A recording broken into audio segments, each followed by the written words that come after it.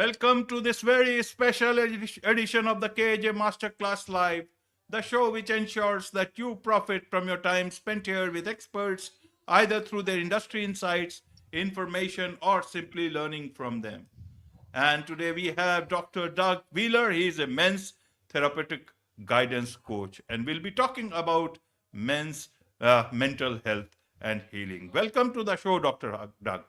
Thank you very much, Ajay. I'm really honored to be here. Thank you. You are welcome. Welcome to the show. Welcome to India in this online form, Thank Dr. you. Doug.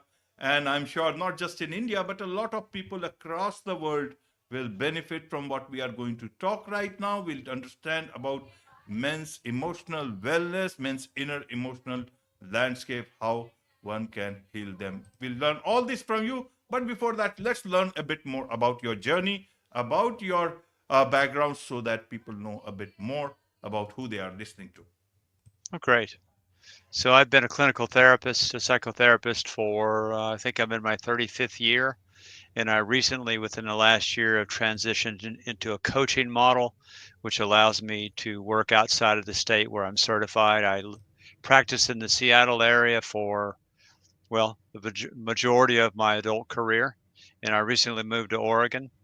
And I decided to not get certified in this state, and I wanted to go outside of even the U.S. And a coaching model allows me uh, to uh, to have more freedom to do the work that I want to do. I wrote a book back in 2023. It was released, and that opened me up to a wider audience. And so I was getting pursuits from men that wanted to explore how they had become who they had become. That's a phrase that I often say in my work when people say, "Well, what do you do?" And I say, "Well, in essence, I help a man understand how he has become who he has become." And so we do it together, meaning that a man must feel safe with me, and that's also a tenet of any emotional recovery work is one has to feel safe in the presence of another or in a group to be able to let their guard down and to start to explore themselves. So that's a bit of my career journey. I come to this work as an adolescent who had suicidal ideation. I had a lot of struggles in my younger life. And so the great poet, the great Irish poet, John O'Donohue, says, John's no longer with us, but he had a phrase that I have coined in my work, and that is, it is difficult and slow to become new. And I have found that to be the case. One has to be in it for the long journey. It's not something that happens overnight, if you will.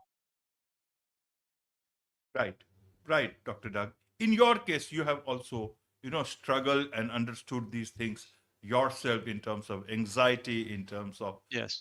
everything else. So, I want to understand from your own journey at that point in time, how did you deal about all these things yourself? And secondly, in present situation, men are questioning itself themselves. Who is a man today? How should I behave?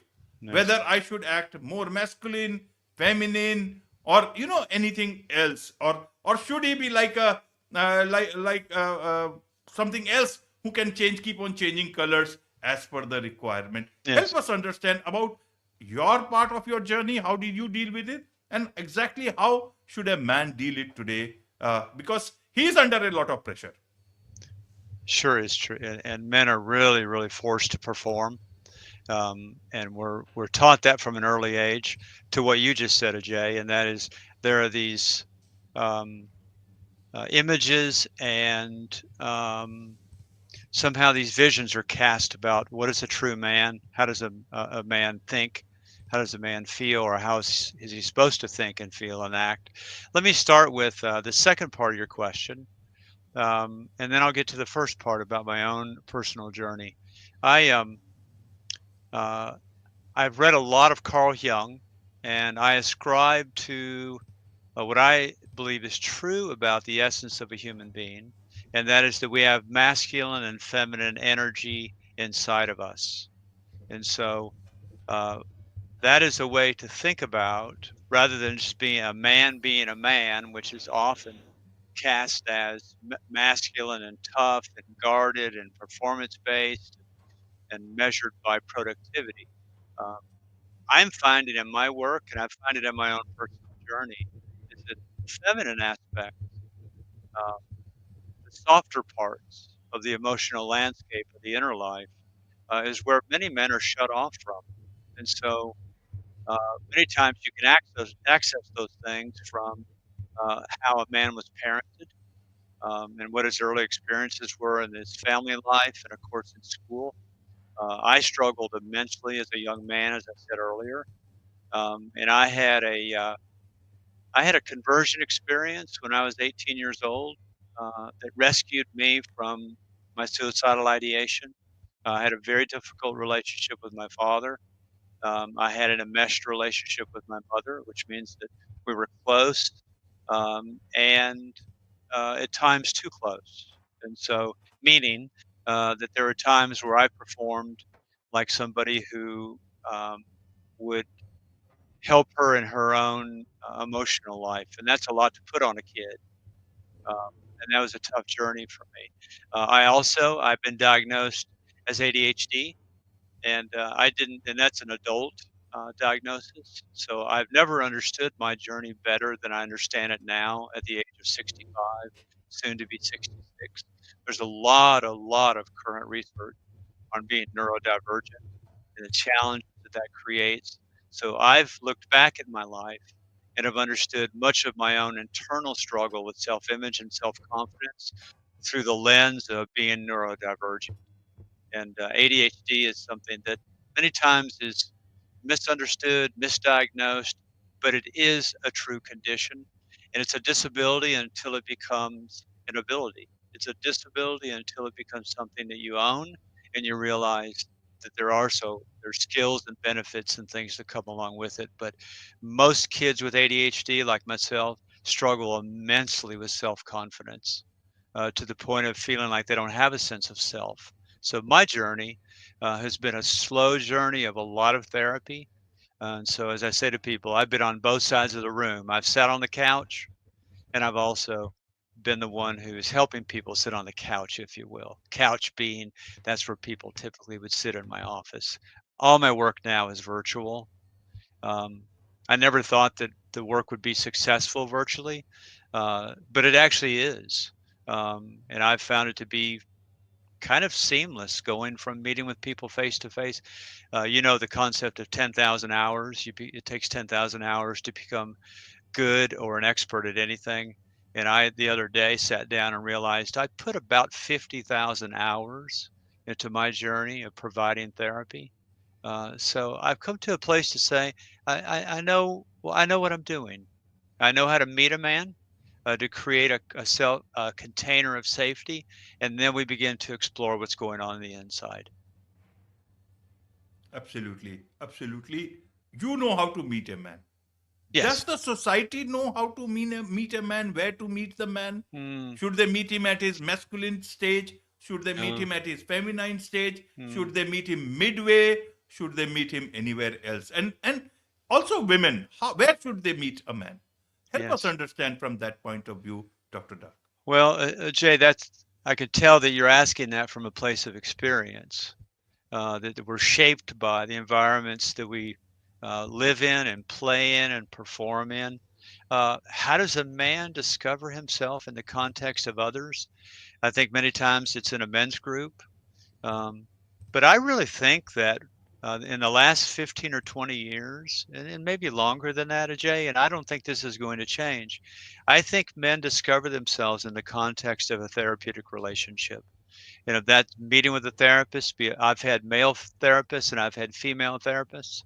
There's times where I knew why I was seeking that specific gender, and there's other times where it just happened to kind of uh, turn out that way, but I realized in retrospect that I was working on feminine parts of myself or I was working on masculine parts of myself.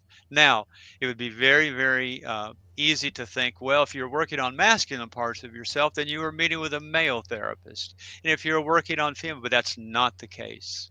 One therapist in particular really helped me access um, the softer parts of myself, the more feminine parts of myself.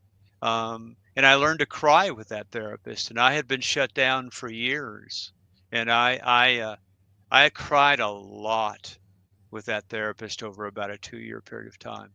So a lot of men have never accessed that part of themselves, and they're deeply uncomfortable when they begin to tear up.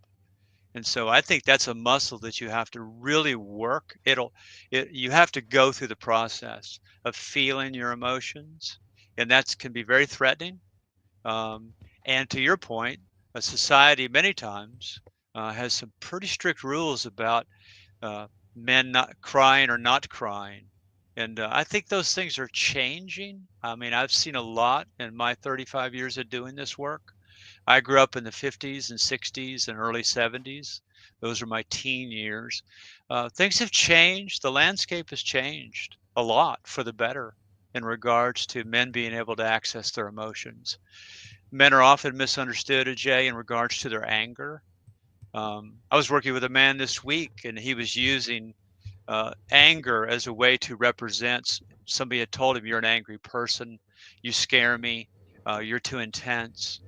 And as we explored that, and I shared some of the things that I know about anger, we were really able to diagnose it as this is really misdirected passion.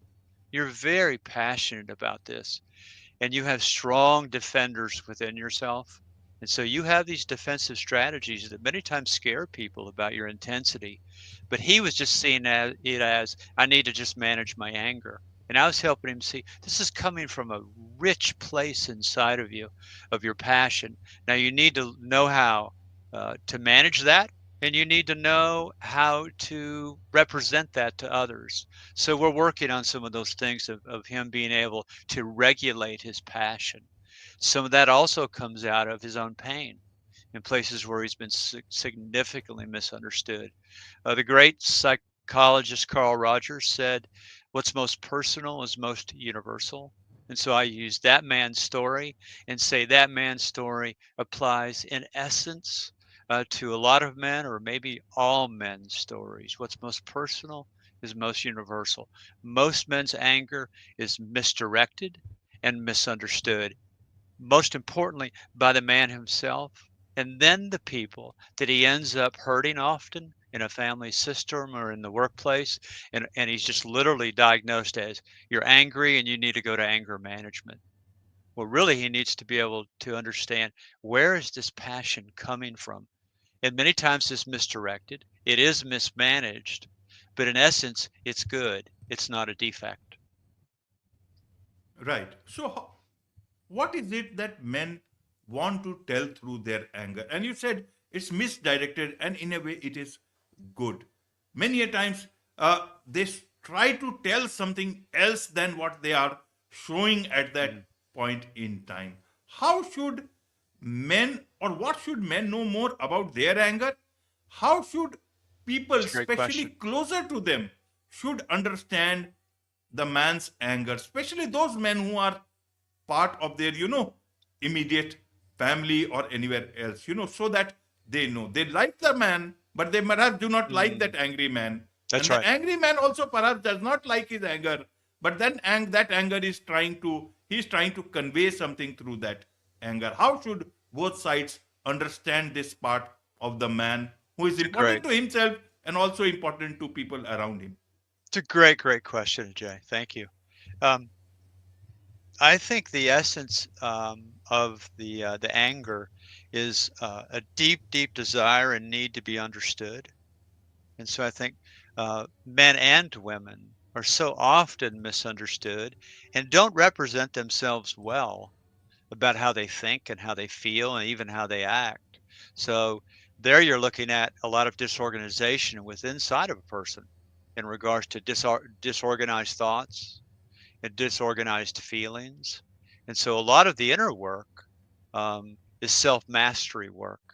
And that is so you can begin to contain yourself and own yourself, if you will. And then often there's not such a drive to try to convince people of certain things or try to be affirmed or understood. A lot of that anger is coming from deep unmet needs. And when a man starts to understand, back to what I said earlier, how he has become who he has become. Uh, I started working with a man a few weeks ago, and we were working just on the present, some situations, some challenges in his workplace. And when I made a shift to let's talk about your early upbringing, it really shocked him. He just said, I thought we were just going to work on my adult life. That's my past, and it doesn't influence anything. Then I know at that moment we're just dealing with me being help him to understand, to educate him on, well, the past will repeat itself. If it's not understood, it's if it's not reconciled. Another word that I use, Jay, is the word integration, and that is you have these uh, disparate parts that need to be integrated into a whole part, which is a whole self. And so there's a lot of disorganization within men on the inside. And they're just performing literally just day after day after day after day and reacting and responding, reacting, responding, responding, reacting. And then you see a lot of shame and a lot of remorse when men do act out. And the very thing that they've been trying to secure, and that is somebody to love them, to accept them, to understand them, they actually end up repelling people, be it a partner, their own kids, people at work, and all of a sudden they're even more alienated from being accepted, loved, and affirmed. And then that just goes inside and just many times affirms a lot of negative things that are happening on the inside. I find within men, there's a, like a, with most men, there's a persistent tape running that basically says, you're worthless. You're a sham. If anybody really knew who you were, in the workplace, for example, even if you're great in the workplace, uh, many men feel like literally they're just um, they're just faking it when actually it could be very authentic work they're doing, but they don't sense that, and so there you get a lot of that chaos on the inside. So a man has to slow down, and a place to slow down often is in a therapeutic relationship, and you slow down and you begin to look at it. And there is a pacing. You know, you meet week to week, or you meet twice a week, or you meet biweekly. There's that pacing that you do, and most of us, I'm a self-proclaimed impatient person. I grew up in a very impatient family. I mean, my father was constantly looking at his wristwatch. My mother was constantly pushing us to get done, get done. There's a book called The Hurried Child, and I think that's really what I grew up in. There was just a lot of pressure to be on time, to perform, and it's just like keep moving, keep moving, keep moving, keep moving. So I didn't know how to slow down and feel. Um, but I crashed. I crashed at the age of 19, and I've had a few other crashes since. And those crashes are extremely painful, but they're gifts. Those crash times can be gifts because they can help a man pivot and shift. And that, of course, is many times when a man reaches out to say, I need some help. Absolutely. I need some help. So let's look at it. How should a man then look at himself? How does he understand what the society wants of him?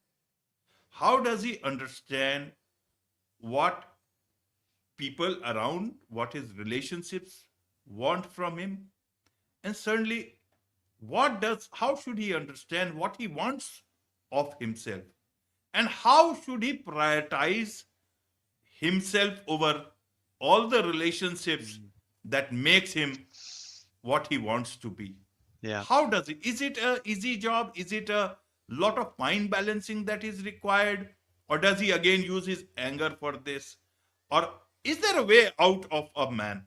Was it so challenging to be a man 30 years back, Dr. Duck? Or are these challenges of created Mm. only very recently? Well, I think I said earlier that I think that the landscape of more therapy being accessible and available, and men having permission to be able to get help. I think that has evolved and really, really has grown over the years.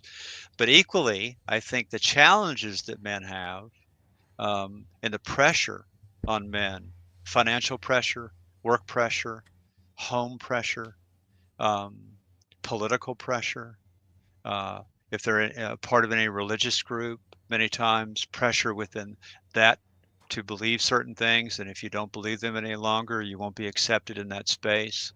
So I think these things have become more complicated. So I think in some ways life is, I don't know if I want to say easier. I did some men's work. It was about 7 or 8 years ago, and it was a men's rites of passage work, which a young man, a man should do when he's much younger than when I was in my 50s. And I had already done a significant amount of work in therapy and in some men's groups. But when I went off and did some work actually in the desert in Arizona, it was a 5-day journey into the desert of a time of looking inward with about 100 other men. So we did a lot of things together, and then we were off to do things separate. So it was both separate individual and group work. And I remember the first thing that was said in that group the first night was, we need to start with, and this was said from the person that was kind of the headmaster of the entire group. We need to start with the fact that life is difficult and it's not going to get easier.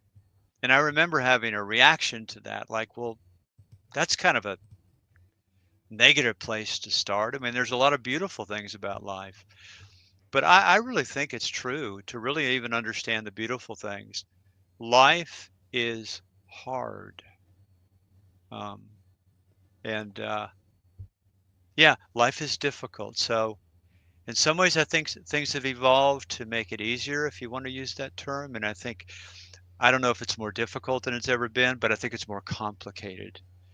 And we look at something like the internet and we think, man, look at the value.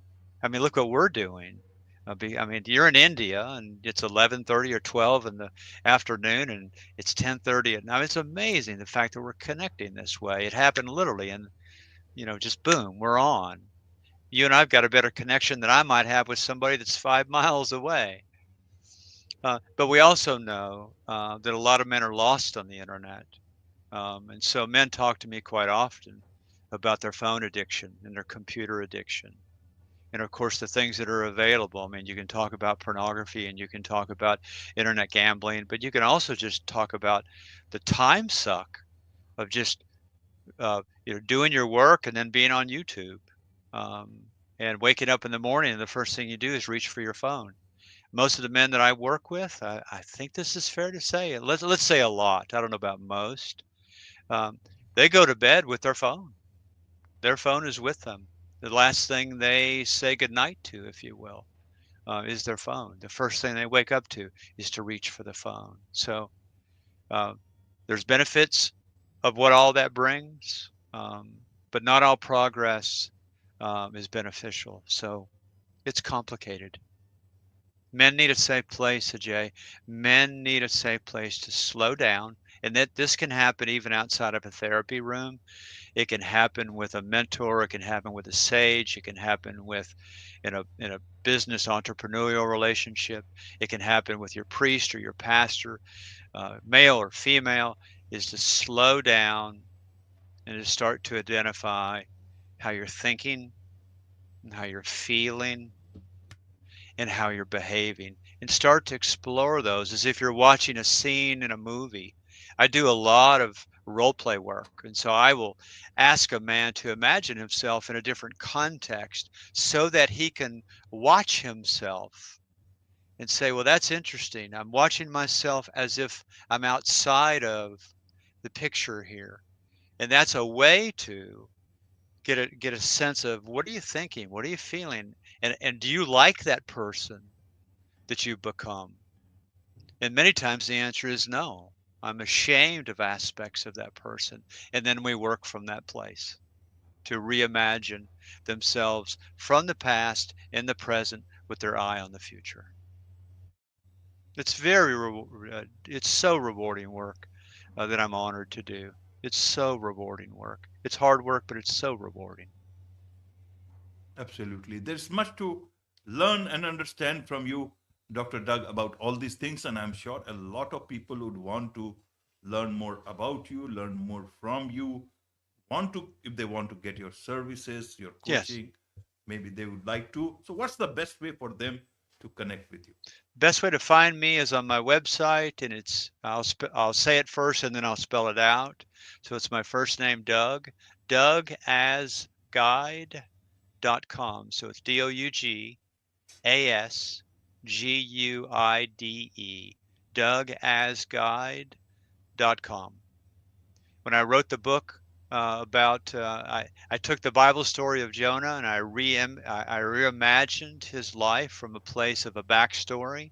It's a mythical story, anyways, and I just deepened the myth of where did this individual come from.